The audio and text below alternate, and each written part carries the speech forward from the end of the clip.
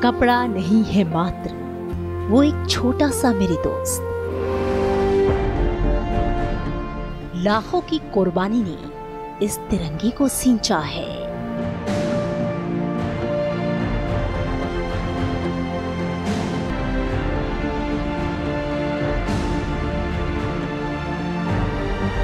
सूरज सा नारंगी तेज है जो शांति का सफेद संदेश है। ये खुशियों की हरियाली है जो चक्रवर्ती चक्रधारी है। नमस्कार, भारत एक सोच संसद टीवी की खास सीरीज में आज बात देश की आन बान और शान तिरंगे की, मां भारती की अमिट पहचान तिरंगे की, जय हो के उद्घोष के साथ आसमान का सीना चीर लहराते तिरंगे की। आज बात मेरे साथ कहानी तिरंगे की। मैं तिरंगा हूँ, मैं भारत हूँ, मैं ही आजादी हूँ, मैं देश की धड़कन हूँ, मैं हर भारतीय का दिल हूँ, मान हूँ, सम्मान हूँ, मैं बाइबल हूँ, भागवत का श्लोक हूँ, आयती कुरान का आलोक हूँ, वेद की पावन ऋचा का ज्ञान हूँ। मैंने धर्म और कर्म की हर राह का मान बढ़ाया है, पूरे भारत को भारतीयता की सूत्र में पिरोया है। मैं देश का जय हूँ, जय जयकार हूँ, मैं विजय हूँ, मैं तिरंगा हूँ।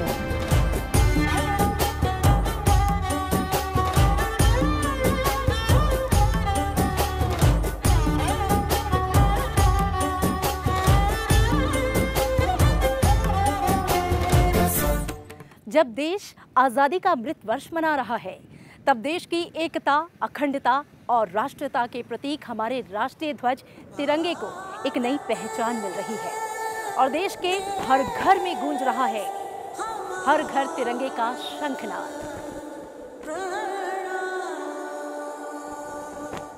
घर घर तिरंगा, हर घर तिरंगा, घर घर तिरंगा, हर घर तिरंगा।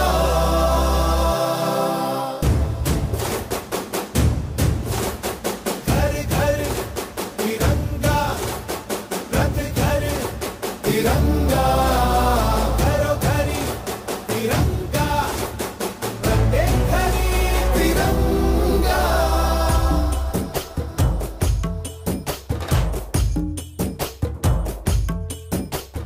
तिरंगा हम सब की आन बान शान मान सम्मान और जीवन है। तो तिरंगा की प्रेरणा लेते हुए हम सब अपने घरों पर तिरंगा लगाएं और देश के लिए अपना सर्वस्व न्यौछावर करके और साथ ही जीने का एक ही उद्देश्य रहे कि हर समय हर पल इसी देश इसी तिरंगे की शान के लिए काम करते रहें। हर घर तिरंगा अभियान का हिस्सा बनने के लिए आइए हर घर तिरंगा फहराएं।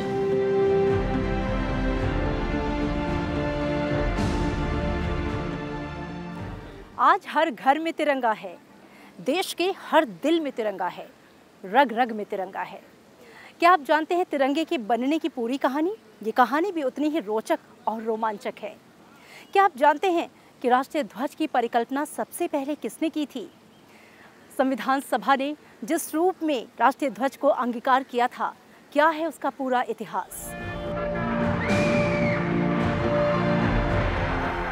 जब देश के सीने में आजादी की ज्वाला धधक रही थी, जब अंग्रेजी हुकूमत से मुक्ति पाने की भावना प्रबल हो रही थी, जब 1857 की क्रांति ने भारतवासियों के दिल में आजादी के बीज बो दिए थे, तब आजादी के परवानों को एक ऐसे ध्वज की जरूरत महसूस हुई जिसके तले पूरा राष्ट्र एकजुट हो सके।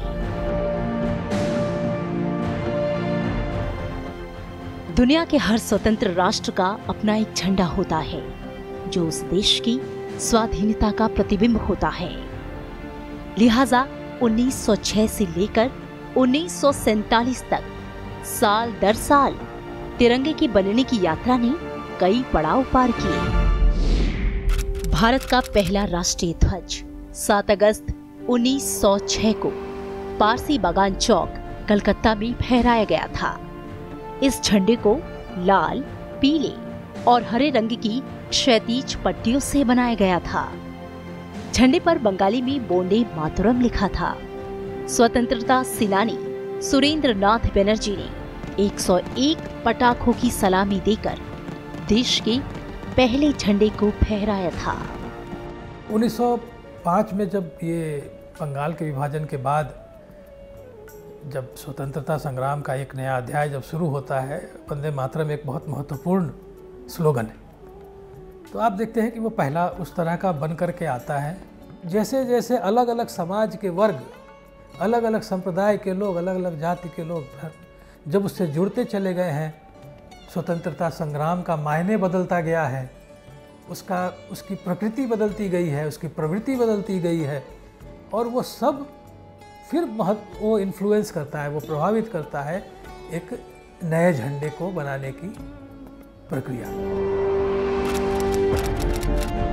22 अगस्त 1907 झंडे का रंग बदल गया।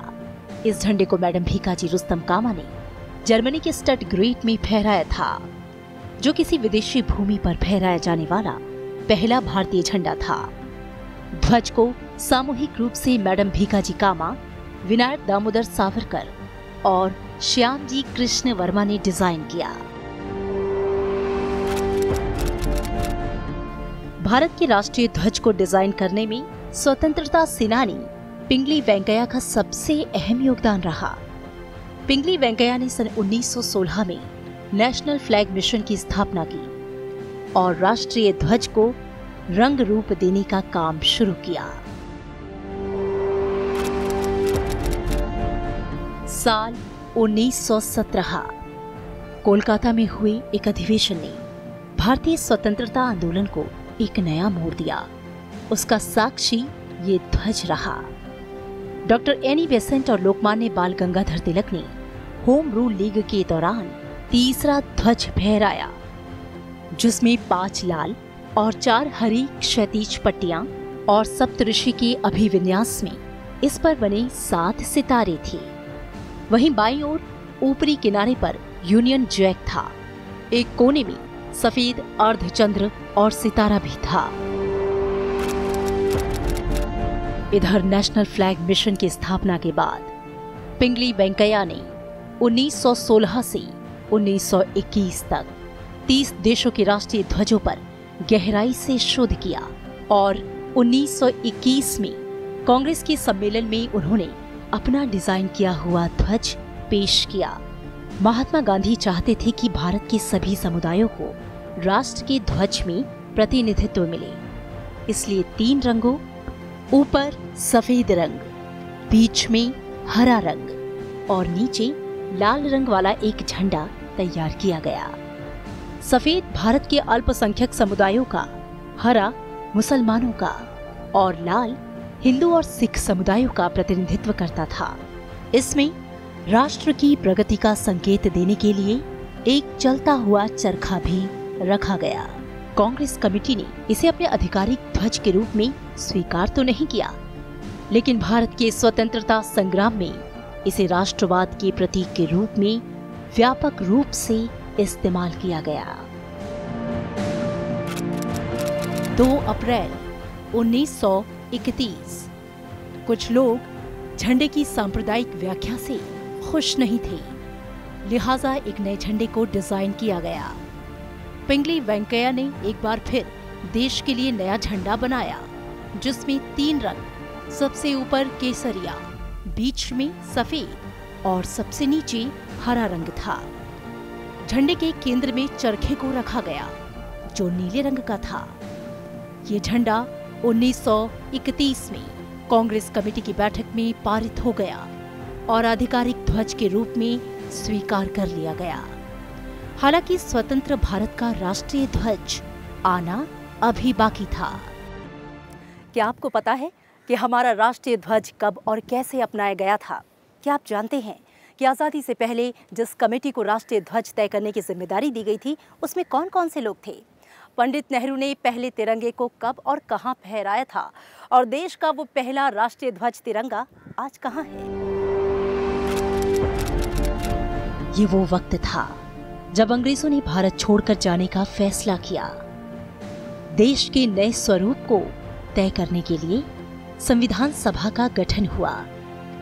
राष्ट्र ध्वज के डिजाइन पर सलाह देने के लिए एक एडहॉक कमेटी बनाई गई, जिसमें मौलाना अबुल कलाम आजाद, चक्रवर्ती राजगोपालाचारी, सरोजनी नायडू, के.एम. पडिक्कर, बी.आर. अम्बेडकर शामिल थे। 10 जुलाई 1947 को समिति की पहली बैठक हुई। बैठक की अध्यक्षता डॉक्टर राजेंद्र प्रसाद ने की। इसी बैठक में राष्ट्र ध्वज के डिजाइन से जुड़ी बारीकियां तय हुई। 22 जुलाई 1947 को कॉन्स्टिट्यूशन हॉल में संविधान सभा की बैठक में तिरंगे को राष्ट्र ध्वज के रूप में अपनाने का प्रस्ताव रखा गया, जिसमें सबसे ऊपर केसरिया, नीचे हरा रंग और बीच में सफेद रंग रखा गया, जिस पर 24 तीलियों वाले अशोक चक्र को बनाया गया। ध्वज के ऊपरी हिस्से में केसरिया रंग देश की शक्ति और साहस का, बीच में सफेद रंग शांति और सत्य का प्रतीक था। निचली हरी पट्टी उर्वरता, वृद्धि और भूमि की पवित्रता को दर्शाती थी। बीच में स्थित अशोक चक्र, जिसे धर्म चक्र भी कहा गया, जिसमें 24 तीलियां हैं, पूर्व मौर्य सम्राट अशोक द्वारा बनाए गए सारनाथ मंदिर से लिया गया था, जिसका आशय है जीवन गतिशील है। आखिरकार तिरंगे के इस रूप को संविधान सभा ने स्वीकार कर लिया और तिरंगा हमारा राष्ट्रीय ध्वज बन गया। तिरंगा मात्र रंगीन कपड़ों का टुकड़ा भर नहीं है, इसके धागों का भी महत्व है और इसके रंगों का भी। क्या आप जानते हैं कि आपका तिरंगा कहाँ बनाया जाता है? क्या आप जानते हैं कि हमारे राष्ट्रीय ध्वज को बनाने का आधिकारिक रूप से जिम्मा किन हाथों के पास है? एक साथ बैठकर सर्वधर्म सभा करते ये लोग किसी मंदिर में नहीं बैठे हैं और ना ही ये लोग किसी आराधना में लीन हैं। ये तैयारी है देश का राष्ट्रीय ध्वज बनाने से पहले की।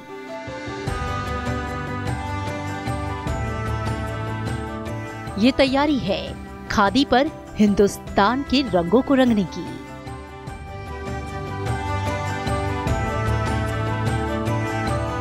कर्नाटक का दूसरा सबसे बड़ा शहर हुबली, जहां कर्नाटक खादी ग्रामोद्योग संयुक्त संघ में भारत का आधिकारिक राष्ट्र ध्वज तिरंगा बनाया जाता है, जो विलेज इंडस्ट्रीज कमीशन से सर्टिफाइड देश की अकेली authorised national flag manufacturing unit है। 2005-06 में इसे ब्यूरो ऑफ इंडियन स्टैंडर्ड्स से सर्टिफिकेशन मिला और यहाँ राष्ट्रीय ध्वज बनना शुरू हुआ। हमारा इंस्टीट्यूट चालू हुआ 1957 में। वहाँ से हम खादी का सब प्रोडक्शन करता था। हमारा प्रोडक्शन सब सेंटर सब वो बागलकोट डिस्ट्रिक्ट में है। उधर 1982 से खादी का काम चला है प्रोडक्शन का। उसके बाद 205 फरवरी में हमको BIS मार्क का लाइसेंस दिया, वो नेशनल फ्लैग प्रोडक्शन करने का। उसके बाद हमारा नेशनल फ्लैग का ऑर्डर बहुत है, उससे ज़्यादा अभी साल से ज़्यादा हो रहा है। देश के सभी राष्ट्रीय पर्वों, राष्ट्रीय स्मारकों, सरकारी इमारतों और विदेशों में बने भारतीय दूतावासों पर यहाँ के बने झंडे ही फहराए जाते हैं। यहाँ काम करने वाले लोगों के लिए इस स्थान का क्या महत्व है, इसका अंदाजा आप इस बात से लगा सकते हैं कि किसी भी इंसान को यहाँ पर चप्पल पहनकर आने की इजाजत नहीं है। आपको ये जानकर भी गर्व होगा कि यहाँ सारे झंडे महिलाएं ही बनाती हैं। छोटे थे तभी से हमको फ्लैग्स बारे में, फ्लैग बोले तो एक गांधी जी का वजह से कुछ भी हमको थोड़ा बहुत इंटरेस्ट होता है। बाद में बड़े होने के बाद हम यहीं पे जॉब करते, नौकरी करते, फ्लैग सेक्शन में बोले तो सबसे काम से पेमेंट ज़्यादा हो, लेकिन हमारा पेमेंट कम हुआ तो भी हमको क्या लगता है, देश के लिए हम फ्लैग्स रेडी हम इधर करते बोले तो हमको अच्छा लगता है। यहाँ पर बनने वाले राष्ट्रीय ध्वज के लिए बेहद कड़े मानक बनाए गए हैं। KVIC और BIS के निर्धारित रंग के शेड से तिरंगे का शेड अलग नहीं होना चाहिए। केसरिया, सफेद और हरे कपड़े की लंबाई चौड़ाई में जरा सा भी अंतर नहीं आना चाहिए। अगले पिछले भाग पर अशोक चक्र की छपाई समान होनी चाहिए और ऐसे तैयार होता है हमारा विजयी विश्व तिरंगा प्यारा। तिरंगा हमारी संप्रभुता का प्रतीक है। तिरंगा भारत की सामूहिक चेतना का प्रतीक है। अपने इस राष्ट्रीय गौरव का सम्मान करना भारत के हर नागरिक का कर्तव्य है। राष्ट्रीय ध्वज कब, कहां और कैसे फहराया जाता है, इसको लेकर बाकायदा नियम, कायदे और कानून हैं। आइए जानते हैं क्या कहती है भारतीय ध्वज संहिता 2002। आजादी के करीब 6 दशक बाद तक भी नागरिकों को अपने घरों और व्यापारिक प्रतिष्ठानों पर तिरंगा झंडा फहराने की इजाजत कानून ने नहीं दी थी। बाद में एक जनहित याचिका का निपटारा करते हुए सुप्रीम कोर्ट ने तिरंगे को घरों पर फहराने की इजाजत दी। लेकिन अपने फैसले में देश की शीर्ष अदालत ने कहा कि झंडे का इस्तेमाल करते समय फ्लैग कोड 2002 का पालन करना अनिवार्य होगा। फ्लैग कोड ऑफ इंडिया 2002 में आया हुआ है। उससे पहले national flag code of India था। National flag code of India 2002 में जो रिस्ट्रिक्शंस हैं, जो भी इस झंडे को इस्तेमाल करेगा, अगर वो उन रिस्ट्रिक्शंस के साथ नहीं इस्तेमाल करता है तो कंप्लेंट फाइल की जा सकती है। जो इसका इस्तेमाल जो है वो सही ढंग से नहीं करता है, अकॉर्डिंग टू लॉ नहीं करता है, तो the prevention of insult to national honours act 1971 में सेक्शन 2 में जो है सज़ा का प्रावधान है, जिसको जो इम्प्रिजनमेंट है वो उसको 3 साल तक जो है वो एक्सटेंड किया जा सकता है। भारतीय झंडा संहिता 2002 के मुताबिक राष्ट्रीय झंडा हाथ से काता हुआ होना चाहिए। इसमें ऊनी, सूती, सिल्क और खादी का इस्तेमाल किया जाना चाहिए। फ्लैग कोड में हुए नए बदलावों के बाद अब पॉलिएस्टर और मशीन के झंडों को भी मंजूरी मिल गई है। पहले तिरंगा केवल दिन में ही फहराने की अनुमति थी और शाम होते ही उतारने का नियम था। लेकिन नए नियम के बाद अब दिन में कभी भी यानी कि 24 घंटे तिरंगा फहराया जा सकता है।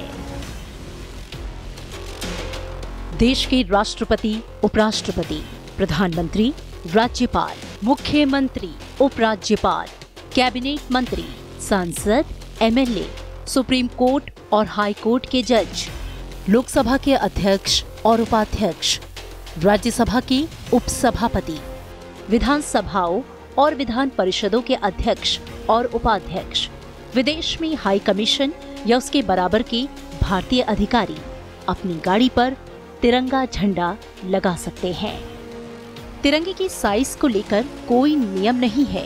ये बड़ा और छोटा भी हो सकता है, बशर्ते तिरंगा हमेशा आयताकार होगा, जिसका अनुपात 3 और 2 होगा। तिरंगे पर कुछ भी लिखा नहीं होना चाहिए।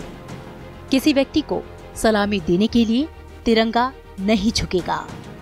झंडे में कोई भी सामान नहीं रख सकते। विशेष अवसरों और राष्ट्रीय दिवसों पर झंडे को फहराने से पहले झंडे में गुलाब की पंखुड़ियां रखी जा सकती हैं। किसी दूसरे ध्वज को राष्ट्रीय ध्वज से ऊपर नहीं फहराया जाएगा। झंडे को जमीन से छूने और पानी से डूबने से बचाना होगा। झंडे को ना तो फाड़ा जाएगा और ना ही जमीन पर फेंका जाएगा। तिरंगे को हमेशा पूरे आदर और जोश के साथ फहराया जाएगा और धीरे धीरे उतारा जाएगा। जय विश्व तिरंगा प्यारा, झंडा ऊंचा रहे हमारा। 1930 में प्रकाशित पुस्तक शहीद गर्जना में लिखी गई ये कविता हर भारतीय के दिल में झंडे के प्रति सम्मान का प्रबल हस्ताक्षर है। दिल में जोश, खून में रवानी, मुल्क की पहचान है तिरंगे में।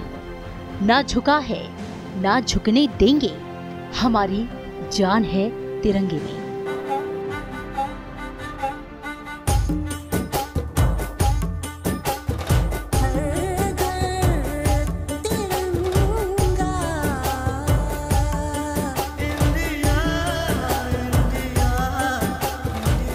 तिरंगा मतलब आजादी।